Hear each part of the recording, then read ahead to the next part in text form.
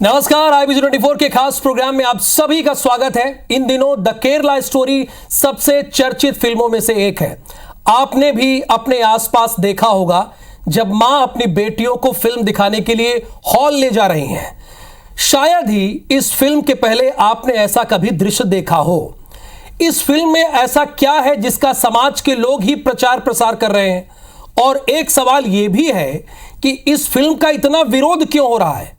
ऐसे तमाम सवाल आपके भी मन में चल रहे होंगे, तो इसका जवाब आज MP के लाल और द केरला स्टोरी के लेखक सूर्यपाल सिंह से लेंगे, जिनकी लिखी फिल्में इसके पहले राष्ट्रीय पुरस्कार तक पा चुकी है।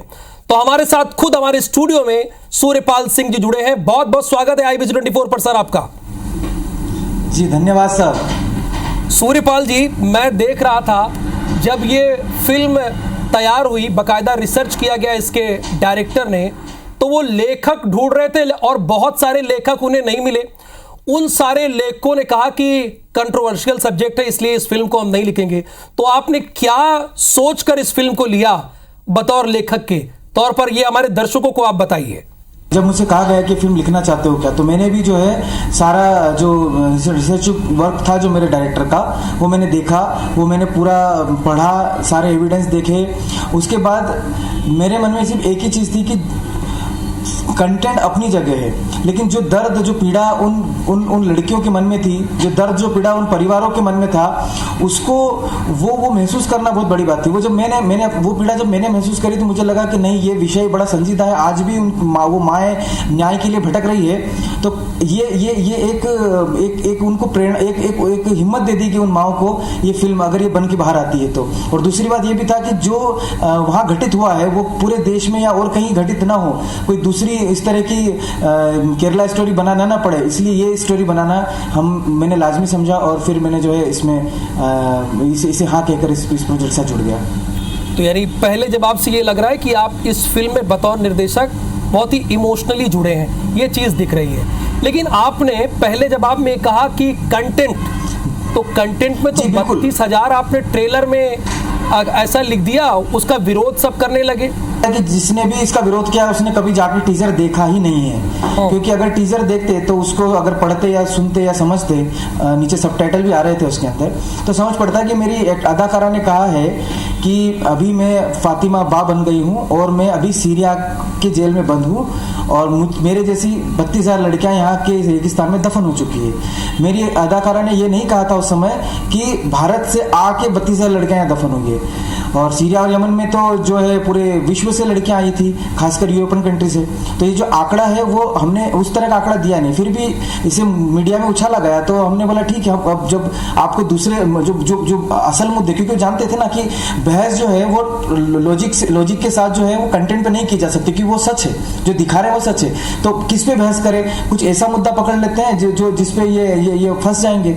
तो उन्होंने 32,000 का आंकड़ा पकड़ लिया। अगर वो इस पे बहस करते कि ऐसा हुआ ही नहीं है केरल में, तो हम बात मानते हैं। अगर वो इस बात पे बहस करते कि नहीं, यहाँ से रिक्रूट होकर लड़की गई ही नहीं ISS में, तो हम इस बात को मानते। या वो कहते कि नहीं, जबरन या बेला फुसला के धर्मांतरण होता ही नहीं है केरल में, तो भी हम उस बात को मानते। लेकिन उन सब को वो चूंकि जानते थे कि सच है, इसलिए उस विषय पे को उन्होंने हुक नहीं बनाया और सिर्फ वो 32,000 का आंकड़ा लेके वो चारों तरफ घूमते रहे। अच्छा सूर्यपाल जी, जो आपने फिल्म लिखी है द केरला स्टोरी, इन दोनों पूरे देश में चर्चा का विषय है और दूसरे दिन ही जब रिलीज होती है तो 2 राज्यों में टैक्स फ्री हो जाती है जी। तो विरोध भी तो बहुत हो रहा है इस फिल्म का। विरोध की क्या वजह है? आपने ऐसा क्या कंटेंट डाला है कि इसका विरोध भी हो रहा है? देखिए, आप जो विरोध की बात कर रहे हो वो विरोध राजनीतिक विरोध है, सामाजिक विरोध नहीं है। अगर आप ध्यान से देखें तो देखेंगे कि हर जगह हाउसफुल शोज है, पब्लिक देख रही है। आज जो हमारा आंकड़ा देखें 150 करोड़ के पार पहुंच गया है और अभी भी सिनेमा हॉल सुबह के फर्स्ट शो से लेकर लास्ट का शो तक फुल अगर जा रहे हैं, तो इसका मतलब है कि जनता उसे देखना चाह रही है और देख रही है।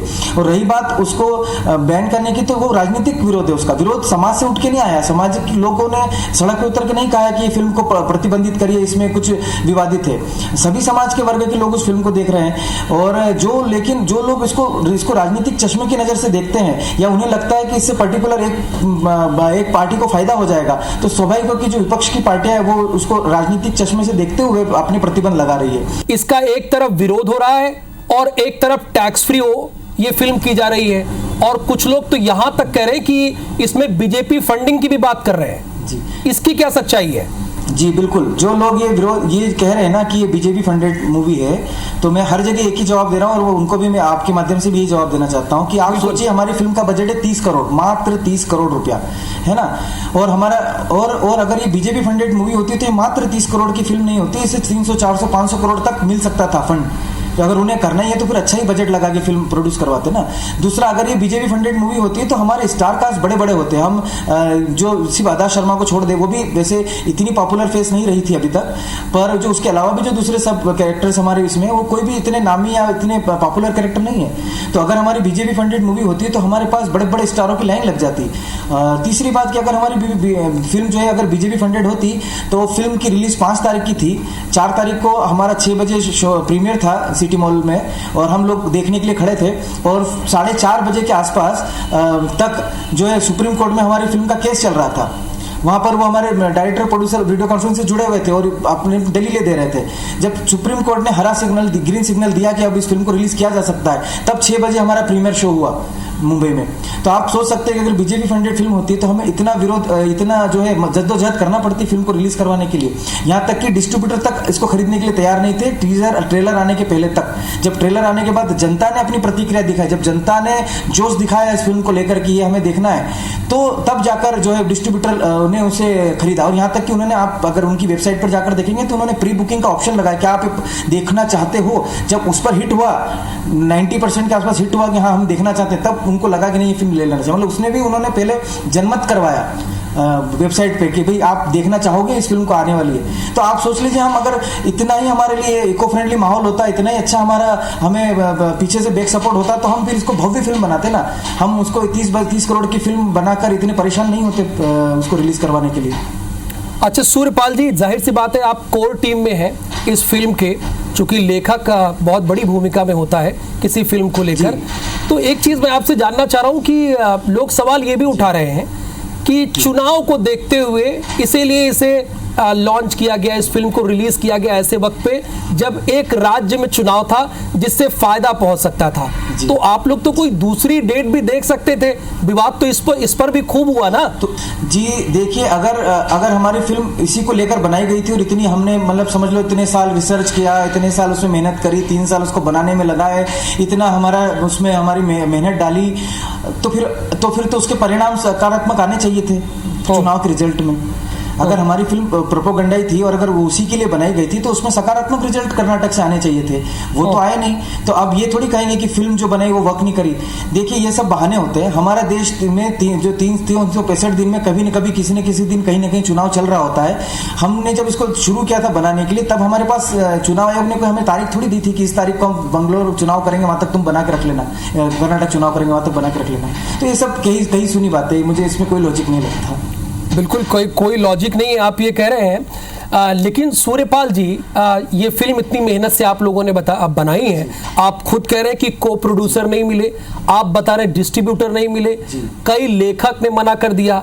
तो जब ये फिल्म बन के तैयार हुई, तो जब स्क्रीनिंग हो रही तो कुछ केरल के लोगों को भी दिखा देते, क्योंकि कुछ लोग ये कह रहे हैं कि केरल को बदनाम कर रही है, हालांकि कुछ जगहों पे तो इसे हाथों हाथ लिया जा रहा है। जी ऐसा नहीं है, आप गलत समझ रहे हैं कि केरल के लोगों को नहीं दिखाया गया है। इवन हमारे प्रोड्यूसर जो जैसे जिस राज्य के लिए हमने स्पेशली बनाई अलग अलग भाषा में, उस अलग अलग भाषा के एक प्रोड्यूसर भी हमारे साथ जुड़े हुए हैं, जिन्होंने अपने क्षेत्र के लिए उसे खरीदा है और अपने क्षेत्र के लिए उसको बनाया है, डब हुई है, सब अच्छा सीधा सवाल पूछे, मुस्लिम वर्ग को भी दिखाया क्या? जो केरल के मुस्लिम वर्ग है उनको भी ये फिल्म दिखाई क्या आपने? बिल्कुल दिखाया। हमने मुस्लिम वर्ग को दिखाया। अब हम जाके वहां से जो पीएफआई से जुड़े हुए लोग हैं या जो पीएफआई के आतंकवादी, उनको तो बिठाकर दिखा नहीं सकते थे ना कि पहले देख लोगे, तुम्हारे सेंटीमेंट तो हर्ट नहीं हो रहे हैं। हमने फिल्म किसको दिखाई, हम बताते हैं। फिल्म लिखते समय भी हमने स्क्रिप्ट सुपरवाइजर रखा जो कि मुसलमान था, ये देखने के लिए कि कहीं हम हमारी भावनाएं, तो किसी की भावनाएं तो आहत नहीं कर रहे हैं या कुछ गलत तो नहीं कर रहे।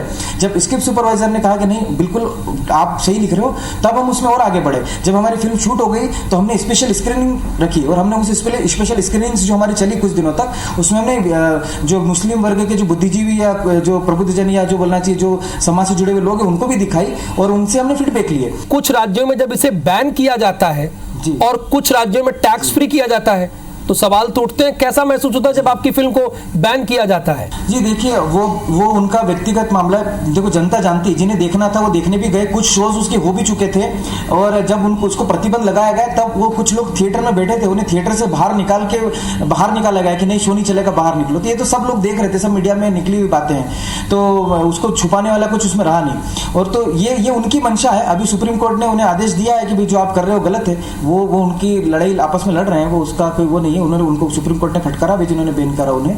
और जो फ्री कर रहे हैं उसे, वो फ्री करने के पीछे भी उद्देश्य है। भाई अगर सामाजिक मुद्दे की फिल्म है, अगर हर जनमानस को देखना चाहिए, तो हमारा मजदूर वर्ग है जो बेचारा 100-200 रुपए दिन की दाढ़की कमाता होगा, अगर वो फिल्म देखना चाहे तो उसके लिए 100 रुपए का टिकट बड़ा महंगा है। अगर किसी राज्य के मुख्यमंत्री ने उसकी दर कम करी है तो हो सकता है कि वो वर्ग भी जाके उस फिल्म को देख सके। तो हम तो चाहते हैं कि समाज का एक वर्ग उस फिल्म को देखे और टैक्स फ्री कर देने से ये संभव भी होगा। बिल्कुल, समाज का हर वर्ग देखे। अब चलिए, आपने बहुत खुलकर बात की, अब ये भी हमारे दर्शकों को बता दीजिए कि सूर्यपाल जी के आगामी कौन कौन से प्रोजेक्ट हैं, इसके बारे में थोड़ा से हमारे दर्शकों को आप बताइए। बिल्कुल, अभी जो है मुझे जो अप्रोच भी किए जा रहे हैं वो सामाजिक मुद्दों पर ही लोग फिल्म बनवाना चाह रहे हैं मुझसे उन्हीं विषयों में बात भी करते हैं और भविष्य में मेरे कुछ ऐसे विषय आएंगे। एक जो फिल्म मेरी रेडी लगभग उसको जो आगे शायद बहुत जल्दी फ्लोर पे अभी आएगी, अनाउंस भी होगी, तो वो मैंने जो है हमारे देश के महान क्रांतिकारियों पर लिखी है। हमारे देश के महान क्रांतिकारी श्री राम प्रसाद बिस्मिल के ऊपर मैंने अगला प्रोजेक्ट लिखा है और जो है उनके साथ उनका जो 10 साल का 1918 से लेकर 1928 तक का जो इतिहास है वो मैं उसमें उकेरने की कोशिश की है, जिसमें काफ़ी उथल पुथल हमारे देश के उस कार्यकाल में हुई थी। तो मैं कोशिश करूंगा कि मैं उसको बखूबी बहुत अच्छे से लोगों के सामने प्रस्तुत करूं। मैंने रेडी टू गो स्क्रिप्ट है, तो अगली फिल्म मेरी शायद वो होगी और वो नहीं भी हुई तो जो दूसरे सामाजिक मुद्दों पर लोग मुझसे संपर्क कर रहे हैं शायद उनके साथ मैं मिलकर वो फिल्म करूँ। और एक फिल्म जो मेरी नेक्स्ट है वो तो मेरे खुद जो सिद्धुक्त सेन सर है उन्हीं के साथ एक नेक्स्ट फिल्म आने वाली है। शुक्रिया सूर्यपाल जी, बहुत बेबाकी से सवालों का जवाब देने के लिए। द केरला स्टोरी की बारे में खुलकर सूर्यपाल जी ने बताया, इसका विरोध क्यों हो रहा है इसका भी जवाब उन्होंने खुलकर दिया। उन्होंने कहा कि कुछ लोग राजनीतिक चश्मे से इस फिल्म को देख रहे हैं, लेकिन वो इमोशनली इस फिल्म के साथ जुड़े हैं और बाकायदा तथ्यों के साथ ये फिल्म बनाई गई है, रिसर्च के बाद फिल्म बनाई गई है। बहुत बहुत शुभकामनाएं और धन्यवाद IBC24 जुड़ने के लिए। नमस्कार।